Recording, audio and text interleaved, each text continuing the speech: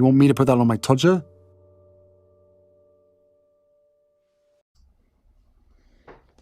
Harry's wife. Little pig, let us come in. You will all be familiar, of course, with the tale of the 3 little pigs and the big bad wolf.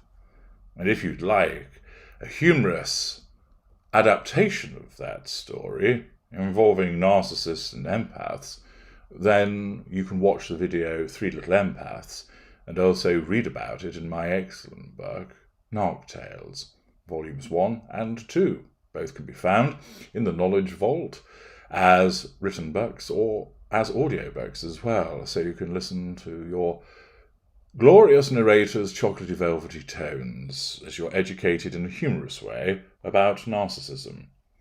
But here, the big bad wolf is pushing to be included in something. Yes, they want to come in. According to the Sun newspaper, Harry and Harry's wife have issued new demands ahead of King Charles's coronation, according to reports. This, of course, is entirely typical behaviour of a narcissist and her captive. He, entrenched in the manipulations and his own emotional thinking, has now been so subsumed within all of that, he believes that whatever she says is right. It's the world according to Harry's wife, and he therefore goes along with it.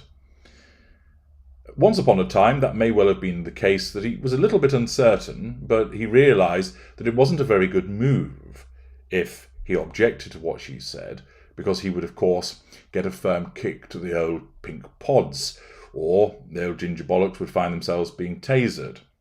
He would find the pink pods suddenly becoming pink pancakes as a consequence of the application of some summary justice. And he quickly learned that the most appropriate thing for him to do would be to keep quiet and get on with it, and therefore he would avoid the mauling of those pink pods. However, as time has gone on, and that he's been repeatedly subjected to these manipulations, he's found himself going along with it and actually believing that what she says is appropriate and that he's in agreement. Hence why Harry repeatedly behaves like such a shit, notwithstanding the fact that at the core he isn't actually one.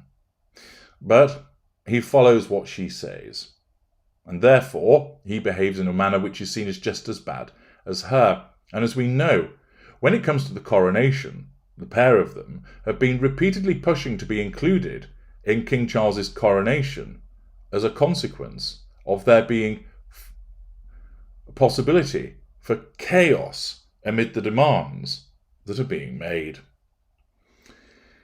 This is typical behaviour of a narcissist, of course. The event is about somebody else. It's the king's coronation. But naturally, Harry's wife needs to make it about her beforehand by making a song and dance about having certain things sorted out and arranged and organised beforehand.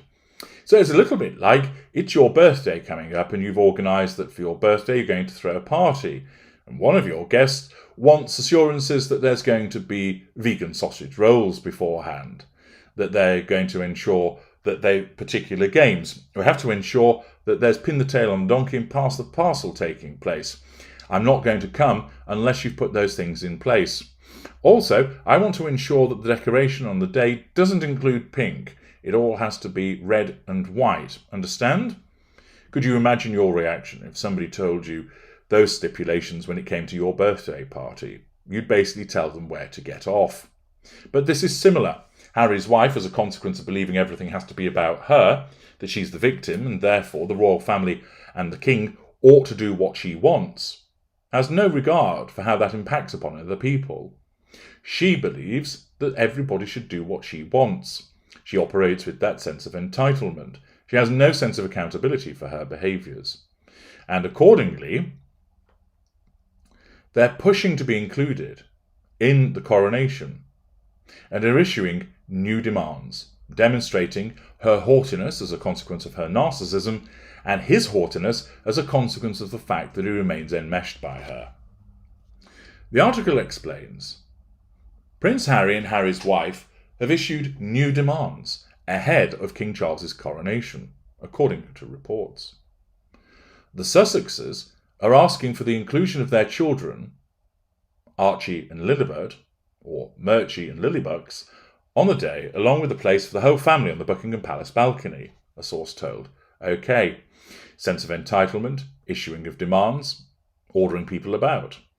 However, the source claimed that having Archie 3 and Lilibert 1 at the Westminster Abbey ceremony had never been a bone of contention because small children can't attend such events due to restlessness and tantrums. Now notice there that there is a fair and honest explanation. We're not excluding them because we don't like them. We're not excluding them because they're a pair of gingers. We're not including them because they don't exist. We're not including them because basically they're small children, and it's a lot to ask two small children to sit through a ceremony of this nature. And they'll be crying out, running around, badgering people, making a noise, and generally being a distraction. And therefore we can't have that. It's therefore a legitimate reason to exclude them. However, that won't wash with Harry's wife, because her narcissism doesn't hear the appropriate reason for them not being included. It simply hears this. This is a threat to control, because of course those children, existing or not, are an extension of her. And therefore the failure to include them is essentially, when viewed by her, as saying, you're not allowed to come either. And it's an affront to her, and thus is translated by her narcissism as a sense of threat to control. And therefore, she issues these demands like the big-bagged wolf trying to get in to the relevant house. The insider explained the palace are trying to wrap up negotiations as quickly as possible because they can't go right up to the wire. It could lead to chaos. It could very well be that it ends in stalemate and they won't attend. But the palace is doing everything in its power to not let that happen.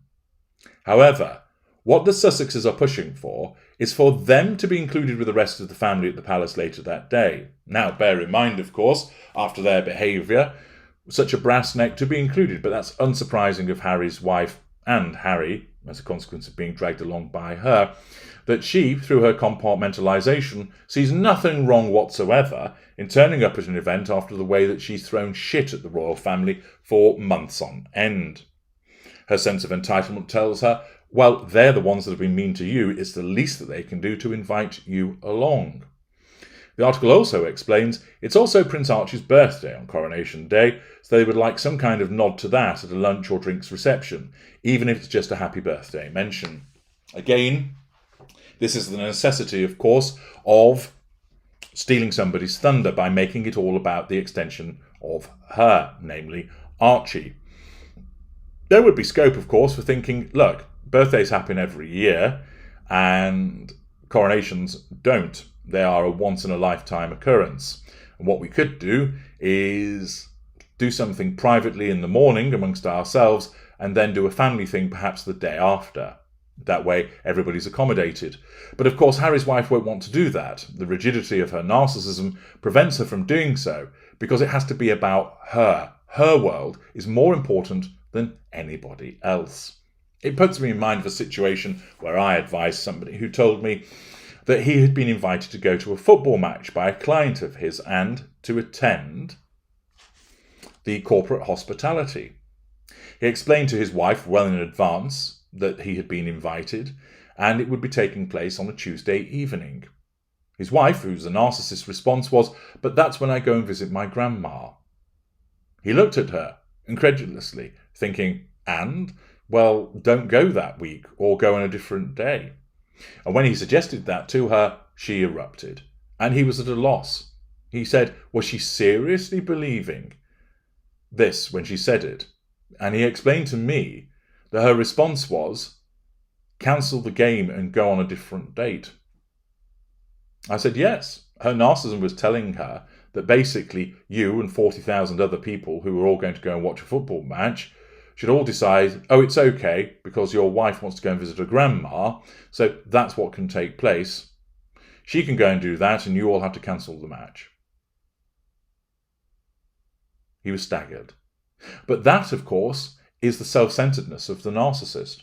the grandiosity, and also, of course, the sheer ridiculousness of certain narcissists that truly think, well, you should change a football match and 40,000 other people should be inconvenienced because it clashes with the night that I always go and see my grandma. It's similar with Harry's wife. Although she might not quite be as ridiculous as that, but I dare say she's had her moments, she believes that there should still be a birthday party held for Archie, notwithstanding that it's the king's coronation. She believes that should have precedence, because, of course, he is an extension of her, and this forms part of these negotiations. Of course, you've got narc-on-narc action. But the fact is that Harry's wife is wanting to come in, like the big bad wolf, because she's desperate to attend, but as always, it has to be on her terms, because the fact is that her narcissism dictates that that's the case. I'm HG Tudor. Thank you for listening.